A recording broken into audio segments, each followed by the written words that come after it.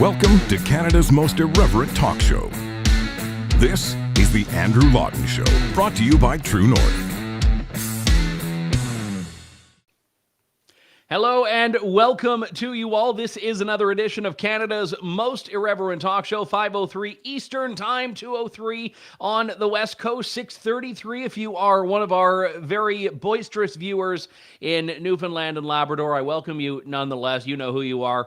Thank you so much for tuning into Canada's most irreverent talk show, the Andrew Lawton Show on True North, striving for irreverence but never irrelevance. I think that's a very key distinction, and sometimes autocorrect tries to make a different point. Now, this was just about a very different show of me just yelling and screaming and ignoring the show entirely, because like 35 milliseconds before the show began, I almost knocked over my coffee, which I had the very poor foresight to put in a spot that I don't usually put my coffee. So I'm going to very gently, this is live for you here right now, I'm going to move my coffee over there where I normally put it. But if you do hear me screaming at some point, it's because I made some other faux pas and spilled it all over myself. And then you get a comedy version of the show, because what's better than human suffering? Apparently, if you ask lawmakers of the last few years, nothing. Let's talk about a few different things on the show today. I want to get to the latest update in, I don't like gating things, but China-gate is just colloquially what I'll call the rapidly unfolding and expanding China scandal in which Justin Trudeau finds himself. I also want to spend a bit of time on this program talking about the big tech regulations that are coming down the pipeline now. And there's been, let me be clear, a lot of attention on C11, not as much on C18. Google is fighting back. And whatever you think of big tech companies, and I think there are a lot of issues to take with them, I think they're the ones that we should be siding with in this latest standoff. So that's going to be something I'll talk about in a couple of moments' time here. Actually, let's just get to it now, because the one thing that is really at the essence of C18 is that the Liberal government is trying to say that tech companies should subsidize media companies. They're trying to say that when Google shows you search results and they have a little top stories bar that shows you all of the things that, the National Post has done or CBC News has done, that is tantamount to theft of journalist content, and that they need to pay their fair share for using or stealing that content. And when you say it out loud, it sounds rather absurd. And I'm not even trying to spin it in an uncharitable light here, because that's essentially what the government is claiming, that tech companies are stealing content from journalists. The same goes to Facebook and Twitter. So when you log on to Facebook and you see, what do you know, True North has written this story and that looks interesting, I'm going to click on that. They have this very distorted view that was not an exchange that True North may have loved, that we may have posted that link because we wanted you to see it and wanted people to click on it, but rather that Facebook is profiting off of the work of journalists. And every time this claim has come up, it's been clear, and social media companies have showed their numbers on this, that media consumption, like news consumption, is a tiny, tiny, tiny fraction of their overall usage and revenue. I mean, people in the media industry tend to have this overly inflated sense of self-worth when they talk about how important they are and the work that they do on a regular basis. In reality, most people would be just as happy watching Family Feud highlights and cat memes when they log onto social media, and not perhaps learning about federal politics or the China scandal or whatever Joe Biden said or anything like that. Most people do not actually live and breathe this stuff like I do, and like many of you do, and like we all may wish the general population did. So the thing that I find interesting here is that there is just a fundamental overestimation of the value of news content to social media companies and to tech companies here. And that's really what's undergirding Bill C-10, which I think is a terribly, terribly bad bill. And the thing that is particularly noteworthy here is that it's been tried elsewhere, notably in Australia. And Facebook then was the one that really took this tough position. And Facebook said, we are not going to let you share news links on our platform. And eventually the government backed off a little bit of the bill and Facebook backed off of its protest for whatever reason. And I've never actually gotten to the bottom of this. When this happened, my website which doesn't have much going on because I don't update it regularly. It's not like my Substack, but my website, andrewlawton.ca, as in like a Canadian domain name, was somehow viewed as Australian by Facebook. And I don't know how, I don't know why, but I could not share links to my own website while this was going on. And it was particularly unfortunate because I had been like a big supporter of what Facebook had done. And I said, yeah, power to Facebook, good for this protest. And then I'm like, okay, I'm with you guys, but can you let me post stuff on my Facebook again? And eventually I was able to. So be careful what you wish for is the line here. Brian Passafume in the National Post had a column where he was actually not as a journalist, but as a Google user, one of the ones that's in this now test group that Google is doing in Canada of blocking access to news content. So he can now actually not even search for his own content, his own written work, using Google, unless he logs out of his account or opens up an incognito browser or something like that. I didn't get the specifics, but he basically is now blocked from doing his job as a journalist because Google is making its play against the government now. Now, it's easy to look at Google and say, well, these big tech companies, they censor people, they manipulate what we see through the algorithms and all of that. And fair enough. I don't expect anyone to whitewash big tech, but right now we're talking about big tech versus big government. And even if I don't like either of them in different contexts, when the two are together, I'm going to side with big tech. I'm going to side, at the very least, against big government. And really what's happening here is the government is trying to say that big tech needs to subsidize big media. And why this is at all within the purview of the government or big tech to subsidize is another discussion entirely, but we'll certainly touch on themes of it here. And I want to welcome to the show, and it's actually been, I should say, mea culpa, far too long that I have not had this man on, and there's no reason for it. It's just because C11 has come and gone, C10 has come and gone, and I've wanted to have Peter Menzies on for quite some time, and we figured out that we should not wait any further. He joins us now, the former vice chair of the CRTC, or a former vice chair, and also a researcher fellow with the Macdonald-Laurier Institute. Peter, good to talk to you, sir. Thanks for coming on today. I'm happy to be here. Thanks for choosing me. So, well, no, it's more magical than that. Your work obviously rises to the top on this because relatively few people are speaking out about this, at least at the outset. It's gotten a little bit more now in the terms of people speaking up. But let's just start with the fundamental premise here. My summation of this is that government is essentially looking at tech companies and saying, you now have to subsidize media companies. But there's a weird sort of doublespeak going on here, because when government puts forward a bill like C18, they say, you're stealing content. That's effectively the claim. And then when Google says, okay, we're going to no longer show that content, it's, well, you're blocking content. Well, which is it? Are they stealing content that's not theirs to use, or are they blocking content that is supposed to be on the platform? Nobody is stealing anything from anybody. Traditional media have lost something. They've lost a lot. They've lost advertising, and they've lost it because of a technological revolution, pretty much on the same scale as the invention of the printing press. So an industry that survived for 200 years or so, newspapers can no longer produce profitably with their in the current environment, right? What happened is the internet came along, all kinds of things happened. Kijiji and Craigslist stole all the classified advertising. Then Facebook launched, and other people launched, and that's where people went to have fun.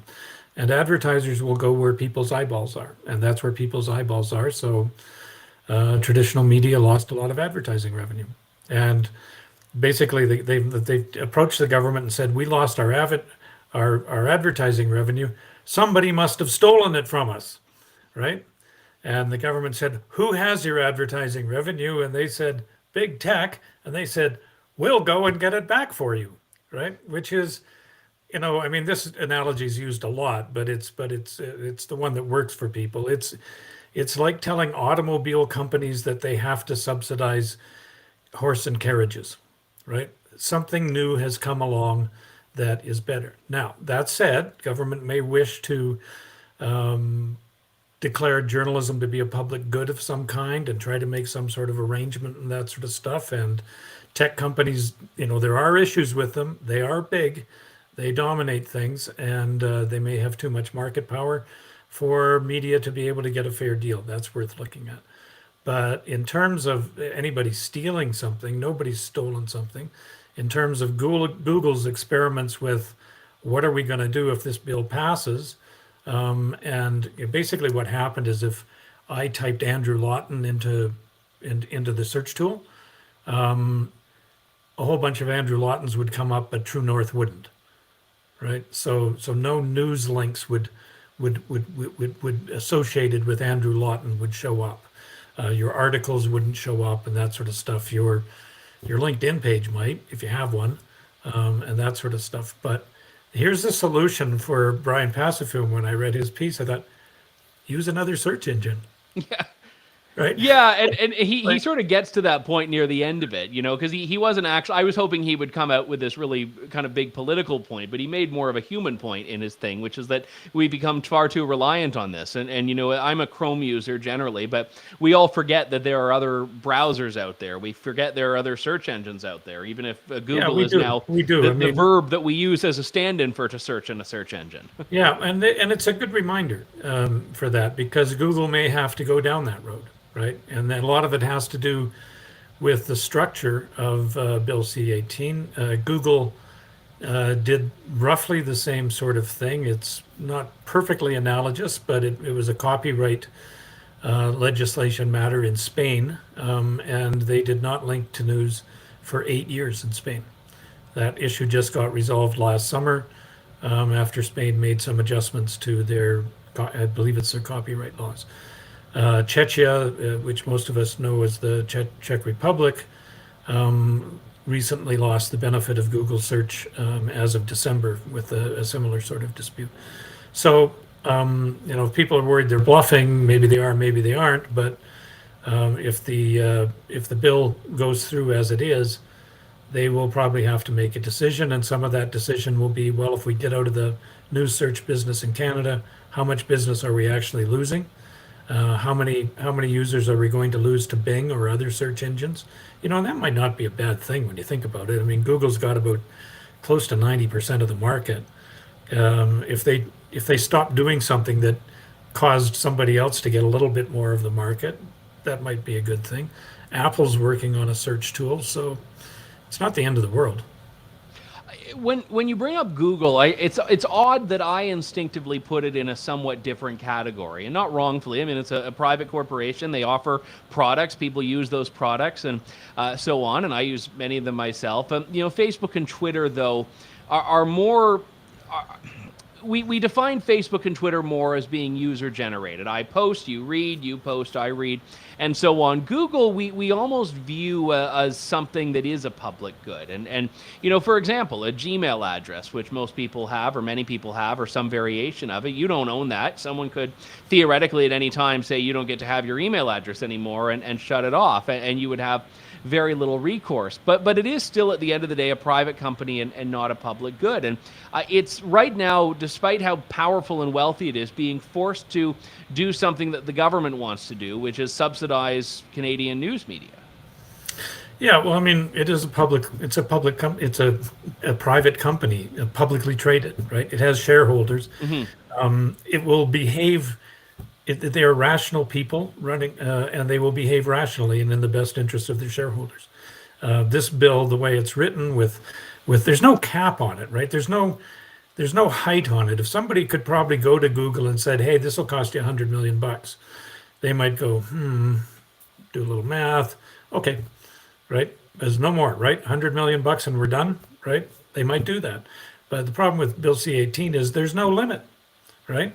And some of the people expecting to get cash, some of the broadcasters particularly, have very, very high expectations. And a lot of the news companies have a very flattering view of their popularity online. It's difficult for them to understand that actually nobody really makes very much money, if any money, on them, right?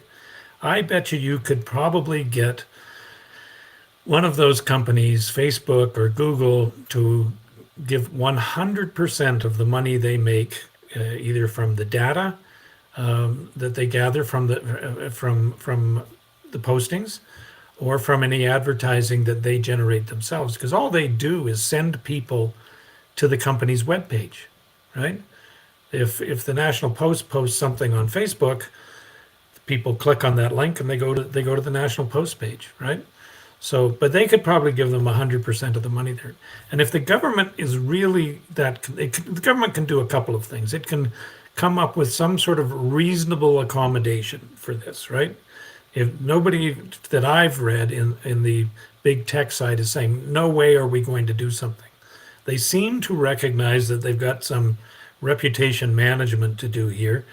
They didn't want to kill journalism. It's kind of like, oops, like, sorry guys, we didn't mean to kill you, and we think we don't want to wear that, so they're trying to do something to help. But if the government can behave reasonably with C18, or just not even do a C18 and come up with something else, come up with what I've suggested the country needs, is really a national policy for news organizations. There's nothing going on right now that talks like that. The Bill C18 what it'll end up doing, according to the Senate leader when he introduced Bill C18 in the Senate, he said this will cover 35% of newsroom costs in Canada.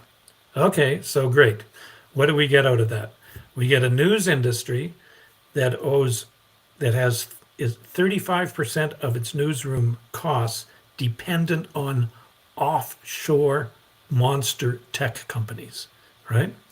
Mm-hmm. And it has that. And only a handful of them at that. That's right. And it has that thanks to the government. What are the two biggest threats that people would see in their lives to their independence and freedom? Big tech and big government, right? And all of a sudden you've got your media dependent on both. So you need to come up with some kind of structure, and government policy can be involved in this, that makes sure you have an independent media thriving and adapting to this technological revolution we're going through. It's going to be, and you're going to have to accept that some are going to die, right? Some of the old standards, like many have, the Moose Jaw newspaper died 5 years ago, but you can, if you search for news in Moose Jaw, you can find 4 websites delivering news. The news hasn't gone away. The platform that delivered it went away because it wasn't a good fit for the 21st century. People, I find, and this gets into a bit of a different discussion, but people are very selective about what things they choose to sentimentalize. I mean, even if you look at the early days of the internet, there are a lot of companies that were part of that first wave, trailblazers, your MySpaces, your Napsters, that are now nothing. And, obviously that's more on a micro level, but it's not the responsibility of the successful companies to say, well, you know what, we built off of them, so we have to keep them going. And no one seems to want to talk about or have a solution for how do we make a new business model that is not dependent on all of these externalities. And I'm not seeing it. I'm not saying that individual outlets have not done it, but as a sort of that macro level, the comments that we see from the National News Media Council, they're not talking about innovation in the least. No, and I mean, if you read Facebook's response after 12 months of them paying out in Australia, they're very unhappy. They feel like innovation has ground to a halt. And that's one of the problems with this too, is you're not moving into the future. 500 news organizations have died in Canada over the last 10 to 15 years, right? More than 200 have started up, right? So your focus, it's sad.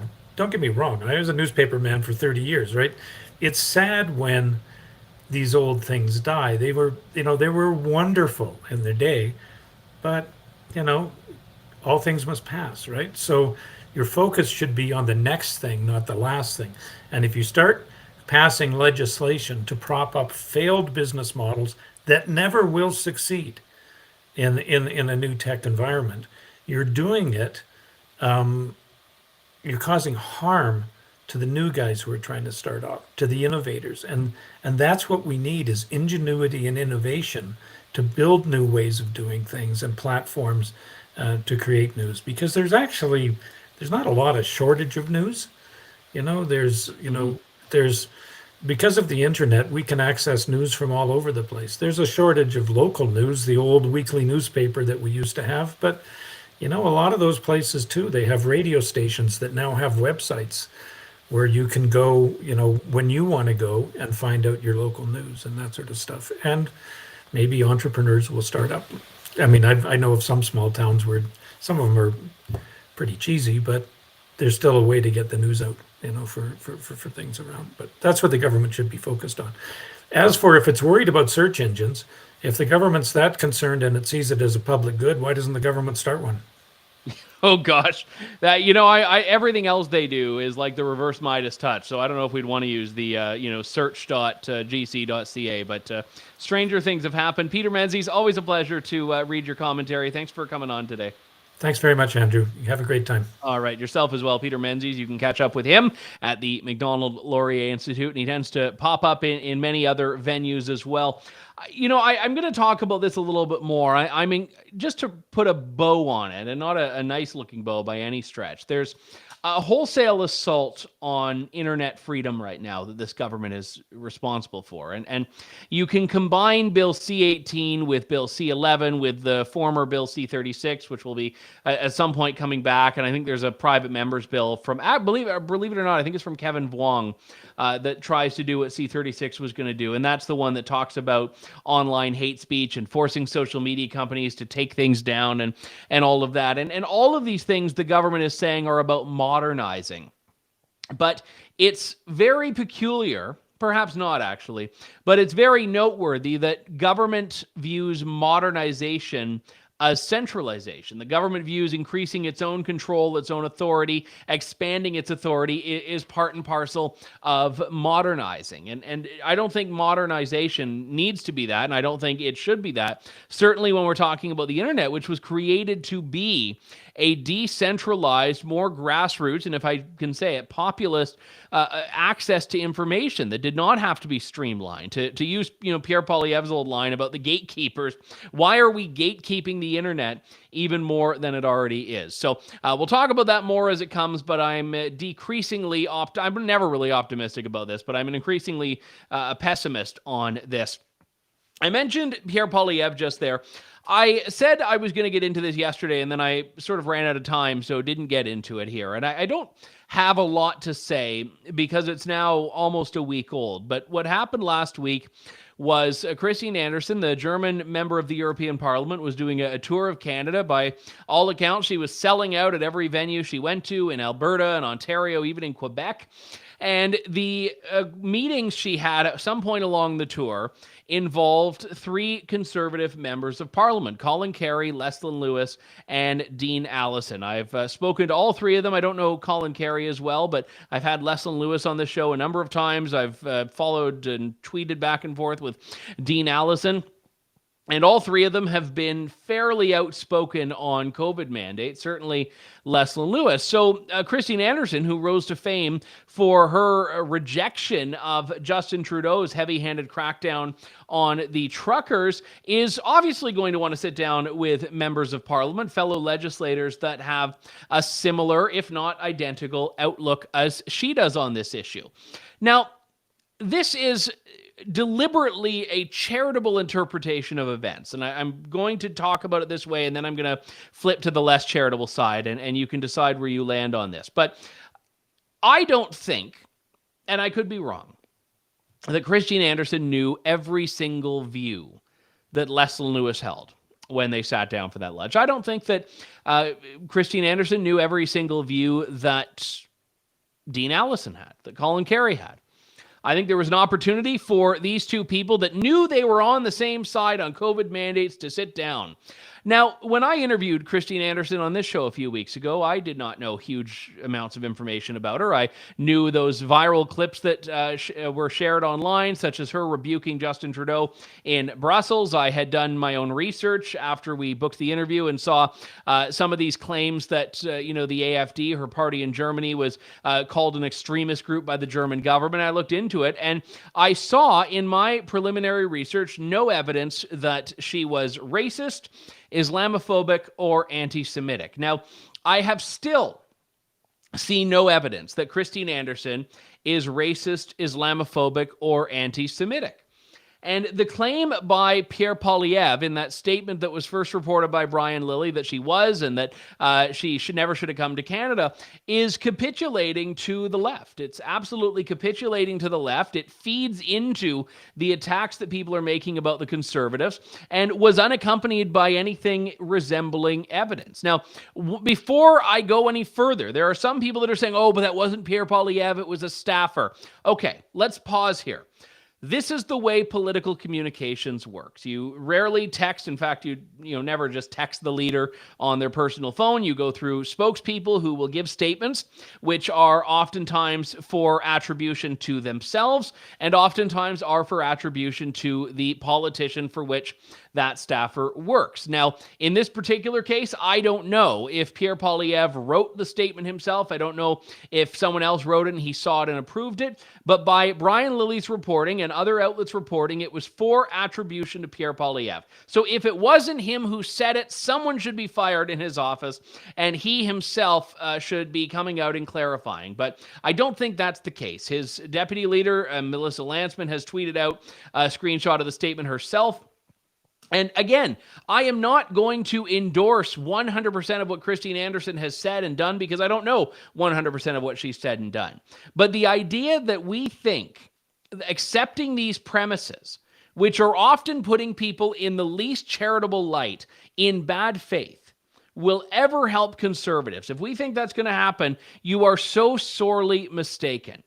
How many people since this denunciation of Christine Anderson have said, yeah, you know what? I'm really glad the Conservatives took it seriously. No, you look on Twitter and everyone's still saying the Conservatives meet with Nazis. The Conservatives meet with racists. They say Leslyn Lewis, the black woman member of parliament, is a racist. And Justin Trudeau, the guy that's done blackface so many times, he doesn't know how many times he's done it, is not. He has the moral high ground. Conservatives are the dirty, racist, neo-Nazi, anti-Semitic troglodytes. It's almost as though the critics to the right do not care about facts.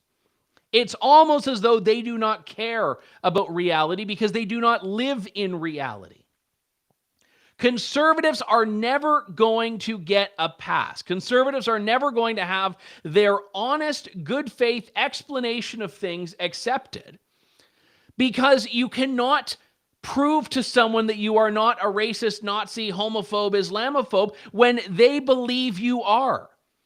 And they just look for pieces of evidence and data points they can use to make that point. All of the people accusing Leslyn Lewis and Dean Allison and the Conservatives of being Nazis right now do not believe that they're Nazis because they saw that picture of Christine Anderson with the three members of Parliament. No, they believe it because they hate Conservatives. They hate people on the right. And the three of them could have met with the chief rabbi of Israel, and they're still going to be called anti-Semites. They could have met with the entire African Union and said, we love everything you guys are doing. We're going to give you money. We think cultural diversity is great. They're still going to be called racist. The criticisms are not in good faith. And people will say, well, are you saying that Conservatives are trapped? Absolutely, I am. Because unless you start confronting the premises, you're always going to be beholden to the conclusions.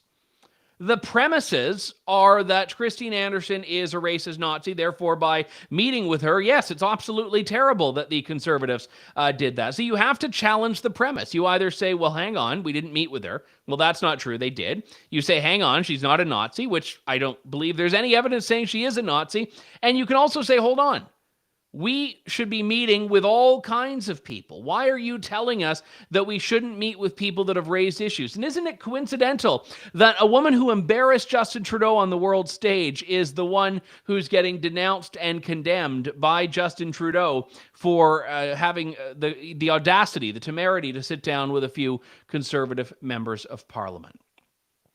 This is a distraction from issues that matter a great deal right now. And I like I said, I agree with a lot of what Pierre Poilievre is doing. I think this was a tremendous miscalculation on his part, and it has not helped him one bit. No one who was angry about the meeting is less angry now, and all he's done is alienated the people that thought Christine Anderson might have had something worth listening to. And which category you're in, you can decide for yourselves. I got a little ranty there, and I don't apologize for it, because every now and then you need to get a little bit ranty, and I hope you have been okay to indulge me on that. I did want to talk just a little bit in the remaining few minutes of the program about what's happening in the China file today. This is the scandal that keeps on unfolding. I don't want to say keeps on giving, because, well, basically the Chinese Politburo is the gift that keeps on giving to the Liberals. This one was great, that they wanted to build a statue to Mao in Montreal, and that I think was even a little too on the nose for Justin Trudeau. He said, okay, hang on. I'm okay with you guys mucking around in the elections, but don't make us look at the statue of Mao in Montreal. I mean, Montreal wouldn't have liked that at all, because it would have violated probably Bill 21 or something. But anyway, so the thing that's fascinating here is the National Security Advisor to Justin Trudeau, Jody Thomas, who has become a bit of a mainstay in Canadian politics with her comments on the Freedom Convoy, her comments on all sorts of other things lately. But Jody Thomas was testifying before Parliament, and she acknowledged that CSIS gave the Trudeau government and gave Trudeau multiple briefings on election interference.